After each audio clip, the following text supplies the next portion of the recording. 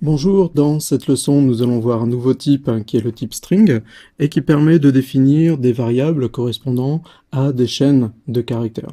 Alors déclarer une telle variable, ça se fait comme d'habitude, c'est-à-dire que je vais commencer par le nom du type, c'est-à-dire string, suivi du nom de la variable qu'on va déclarer avec un point-virgule.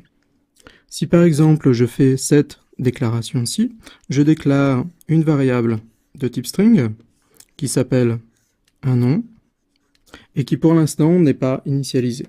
Dans cette déclaration et initialisation-ci, je déclare une deuxième variable de type string également, qui s'appelle message, et que je peux représenter ainsi.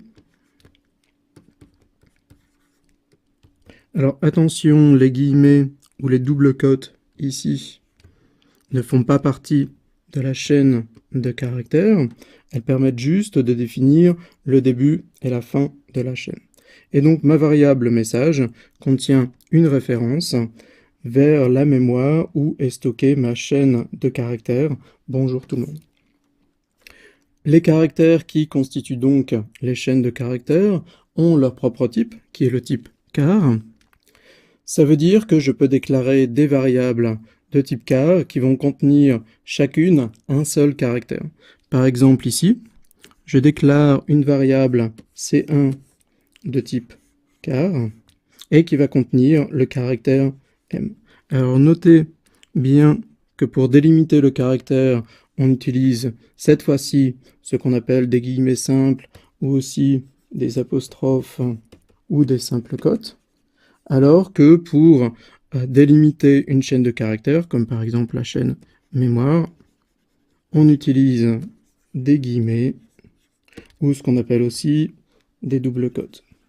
Or, un bon moyen mnémotechnique pour retenir la différence, c'est que pour un seul caractère, on utilise des simples cotes. Pour une chaîne de caractères qui contient en général plusieurs caractères, on utilise des doubles cotes. Comme pour les tableaux, une variable de type string contient une référence vers une chaîne de caractères. La sémantique des opérateurs égal et égal est donc la même que pour les tableaux. Par exemple, je déclare ici une variable chaîne qui contient une référence vers la chaîne vide. Ici, je déclare une variable chaîne 2 qui contient une référence vers la chaîne foo. Quand je fais cette opération, cette instruction, j'affecte la valeur de chaîne 2 à la variable chaîne. Chaîne 2 contient une référence vers foo, donc je vais copier cette référence dans ma variable chaîne. La référence qui faisait référence à la chaîne vide est perdue puisqu'elle est écrasée par cette nouvelle référence, et chaîne pointe donc également sur foo. Si maintenant je fais if chaîne égale chaîne 2, eh bien cette condition est vraie, puisque chaîne et chaîne 2 contiennent donc la même référence, toutes les deux vers foo. Les littéraux de type string occupent une zone mémoire unique qui s'appelle le pool des littéraux. Par exemple, quand je fais cette déclaration initialisation, je déclare chaîne 1 qui va contenir une référence vers foo.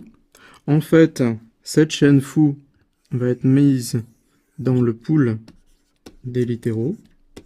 Et quand je fais cette seconde déclaration et initialisation, chaîne 2 va être également initialisée à la chaîne foo.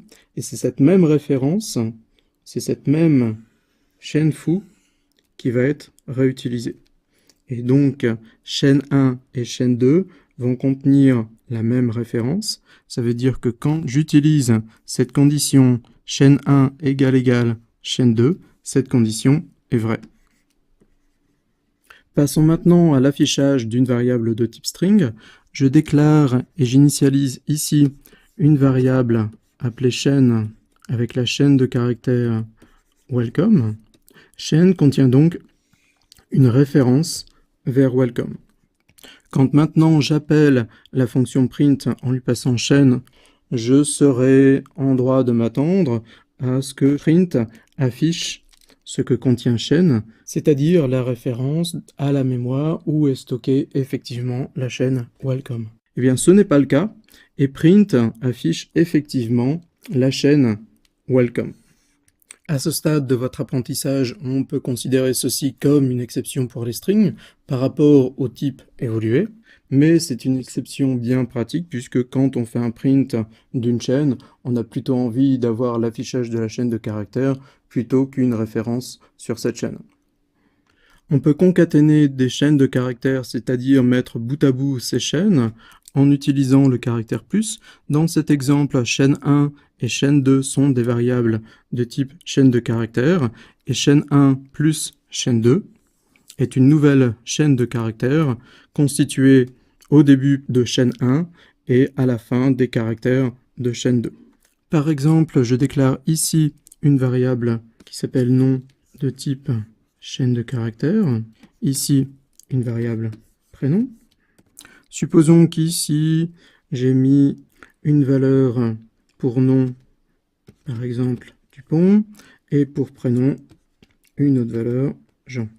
Dans cette affectation ici, je commence par faire cette première concaténation, c'est-à-dire que je mets ensemble Dupont et cette chaîne de caractères qui est constituée d'un seul espace, c'est-à-dire que j'obtiens pour l'instant une chaîne de caractères qui est Dupont suivi du caractère espace, et à cette chaîne, je vais concaténer encore une fois en lui ajoutant la valeur de prénom, c'est-à-dire Jean. Et tout ceci me constitue une nouvelle chaîne de caractères, et comme je vais affecter le résultat à ma variable nom, nom va contenir une référence vers cette chaîne de caractères, et cette référence sera perdue. Alors, attention, la concaténation ne modifie jamais les chaînes concaténées. Elle effectue une copie de ces chaînes dans une autre zone en mémoire. C'est ce qu'on voit sur le schéma. Dupont n'a pas été modifié. Les combinaisons suivantes sont possibles pour la concaténation de deux chaînes. Je peux concaténer tout simplement deux variables de type string, mais je peux aussi commencer par une variable de type string et la faire suivre par une variable d'un des types de base, c'est-à-dire int, double, char, etc. Ou faire l'inverse, c'est-à-dire commencer par une variable d'un des types de base, int, double, char, etc. et la faire suivre par une variable de type string. Si je reprends l'exemple précédent, j'avais utilisé une chaîne de caractères pour insérer un espace entre le nom et le prénom. On pouvait reconnaître que c'était une chaîne de caractères parce que j'avais utilisé des guillemets qui sont appelés aussi des doubles cotes, mais je peux utiliser aussi un simple caractère, c'est ce qu'on voyons sur cette combinaison. Alors je vais utiliser dans cet exemple, cette fois-ci, un caractère qui est reconnaissable au fait que j'utilise des apostrophes ou des simples cotes, et cette affectation va faire exactement la même chose que l'affectation précédente. Une concaténation de la forme string plus char est un moyen très pratique pour ajouter un caractère à la fin d'une chaîne, et de la même façon, la concaténation char plus string permet d'ajouter un caractère au début d'une chaîne. Prenons cet exemple qui déclare une variable réponse qui va contenir une référence vers la chaîne solution. Et supposons que je veux mettre solution au pluriel si une variable n est supérieure à 1. Je vais faire le test et je vais faire ici une concaténation. Réponse vos solutions. Avec la concaténation, je vais lui ajouter s et je vais mettre le résultat dans ma variable réponse. Et c'est-à-dire que maintenant, réponse va contenir une référence vers le résultat de la concaténation, et ce lien va donc être perdu. Voilà, c'est la fin de cette première vidéo sur les strings. Dans la vidéo suivante, nous nous concentrerons essentiellement sur la comparaison de chaînes de caractères.